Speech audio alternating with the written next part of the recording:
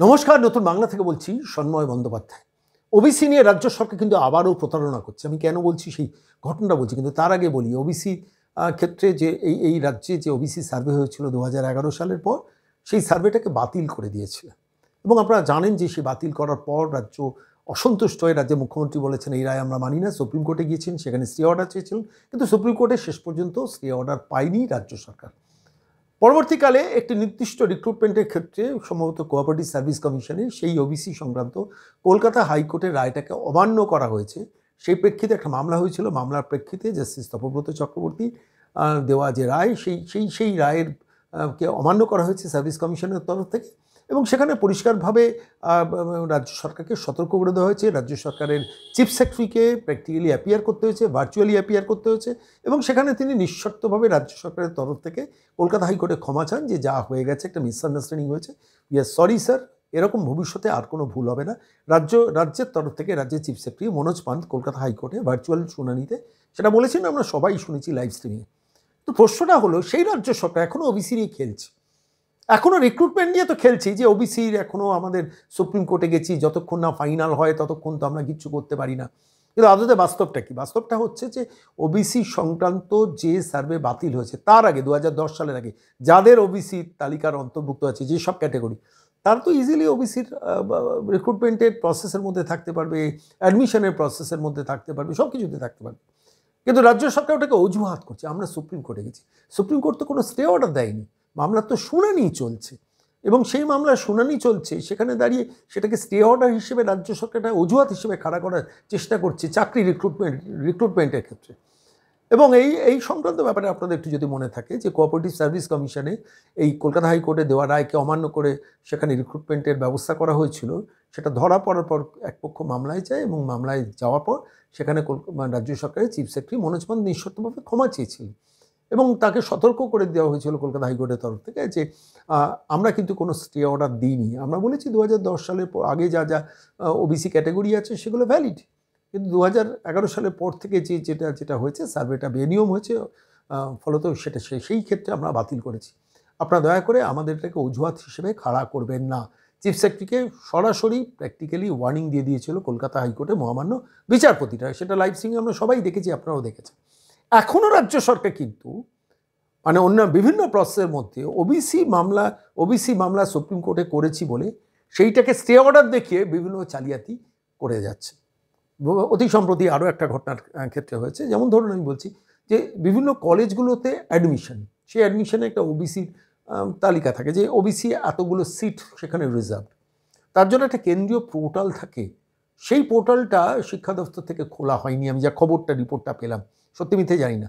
ফলত 169টা কলেজে কলকাতা বিশ্ববিদ্যালয়ের অধীন এবং রাজ্যের অগুন্তি কলেজে অ্যাডমিশন প্রক্রিয়া ক্রাইসিসের মধ্যে পড়েছে। আমি গতকালই শুনছিলাম যেখানে কোনো একটি কলেজের প্রিন্সিপাল অধ্যক্ষ বলছেন যে এর ফলে প্রাইভেট কলেজগুলোতে অ্যাডমিশন বেড়ে যাবে।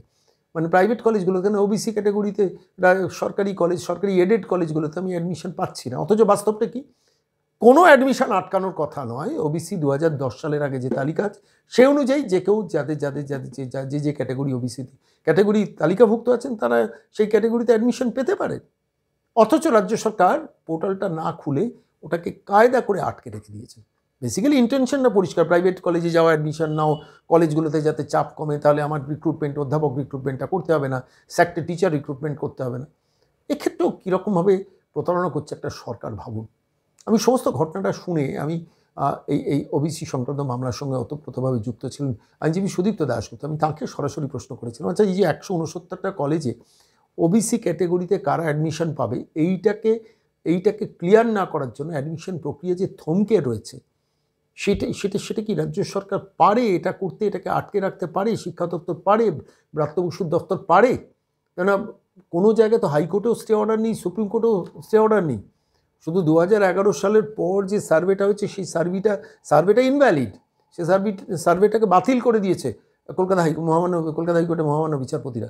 সুপ্রিম কোর্টে রাজ্য সরকার তার বিরুদ্ধে গিয়েছেন স্টে অর্ডার চাইতে, স্টে পায়নি। সরাসরি সুপ্রিম কোর্টে শুনানি চলছে, সেই শুনানি এখন অনগোয়িং প্রসেসে রয়েছে। সেইটাকে রাজ্য সরকার একটা স্টে অর্ডার বলে দেখিয়ে এন্টায়ার অ্যাডমিশন প্রসেসটাকে হল্ট করে রেখে দিয়েছে। এটাও এক ধরনের প্রতারণা নয়?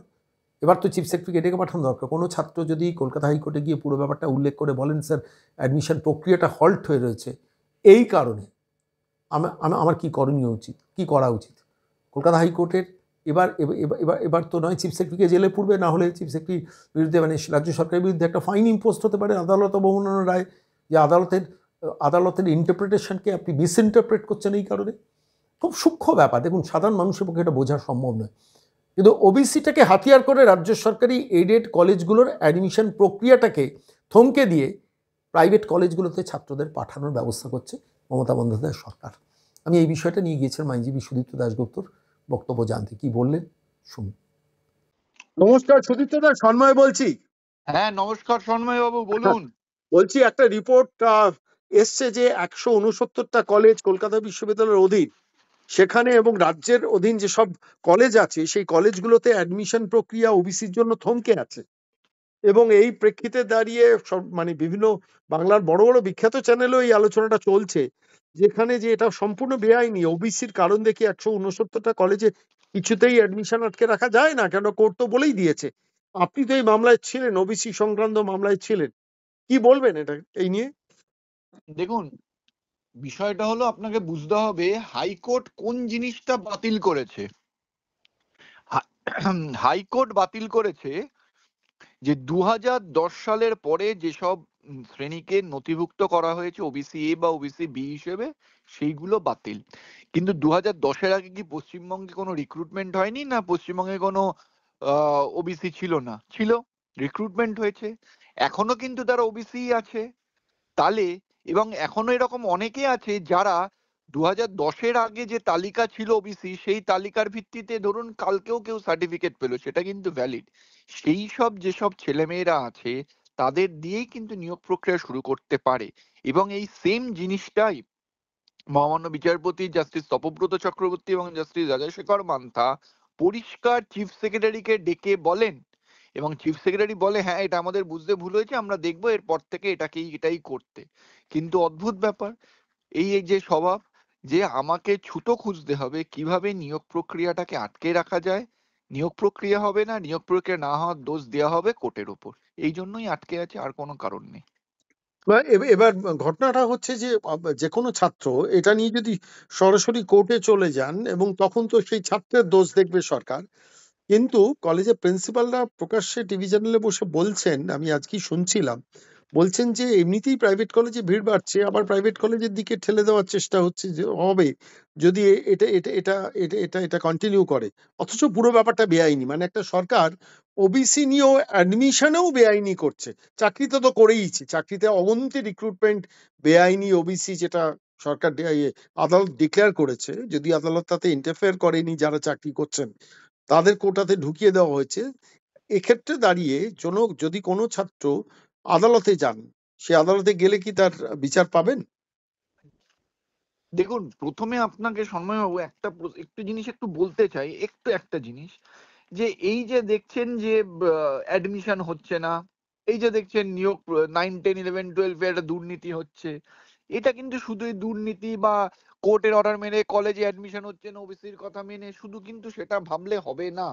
এটা কিন্তু একটা বৃহত্তর ষড়যন্ত্র। কেন? আপনি দুটো ক্ষেত্রেই দেখবেন, 9, 10, 11, 12 এর দুর্নীতি বলুন বা এই কলেজে ওবিসির ছুতো ধরে অ্যাডমিশন বন্ধ করে রাখার যে অভিযোগ সেটা বলুন, দুটোর ক্ষেত্রে আলটিমেটলি কি হচ্ছে, প্রাইভেট স্কুল প্রাইভেট কলেজে অ্যাডমিশন বেড়ে যাচ্ছে এবং যারা ডাউন ট্রোডেন তারা শিক্ষার সুযোগ থেকে বঞ্চিত হচ্ছে। ঠিক ঠিক ঠিক।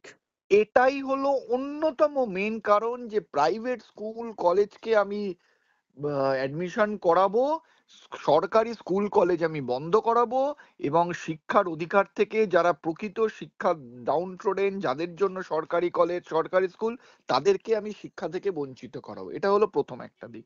দ্বিতীয় দিক, আজকে যদি কেউ কোনো ছাত্র বা ছাত্রী এসে মামলা করে বলে যে আমার এই অ্যাডমিশন বন্ধ করে রেখেছে, অ্যাডমিশন হচ্ছে না, তখন সরকার কিন্তু বলবে কে মামলা করতে বলেছিল, আমার কাছে আসতে পারতো, আমি দেখে দিতাম, মামলা করার দরকার কি ছিল। আরে একটা লোক, আপনাকে বুঝতে হবে, একটা লোক কিন্তু মামলা করে, তার পিঠ দেওয়ালে যখন পিঠ একেবারে ঠেকে যায়, সে এখন কি করবে সে তো তার চোখের সামনে দেখছে, সে অ্যাডমিশন পাচ্ছে না, তার হয়তো সেই ফিনান্সিয়াল ক্যাপাসিটি নেই সে প্রাইভেট কলেজে গিয়ে ভর্তি হবে, কিন্তু আজকে যদি কোনো মামলা হয়, আমি আপনাকে বলে দিচ্ছি, জাস্টিস তপব্রত চক্রবর্তী, জাস্টিস রাজাশেখর মান্থা এবার কিন্তু আগের বার যেরকম আমরা দেখেছিলাম যে চিফ সেক্রেটারিকে মানে রিকোয়েস্ট করে ছেড়ে দিয়েছিল, এবার কিন্তু আর সেটা হবে না। কারণ পরিষ্কার ওনারা আগের দিন বলে দিয়েছিলেন আগের বার যে আপনি ওই 2010-এর আগের ওবিসিদের দিয়েই নিয়োগ করুন বা অ্যাডমিশন করুন। এখনো যদি তাদের এখানে চিফ সেক্রেটারি তো ক্ষমাও চেয়েছিলেন। পরিষ্কার ক্ষমা চেয়েছে, বলেছে আমার ভুল হয়েছে। এরপরও যদি আবার এই সেম অভিযোগ জজ সাহেবদের কাছে আসে, তাহলে কিন্তু আমার মনে হয় না এবারও এরম ভাবে ক্ষমা চাইলে জজ সাহেবরা ছেড়ে দেবে। অনেক ধন্যবাদ সুদীপ্ত দা, অনেক ধন্যবাদ। ধন্যবাদ।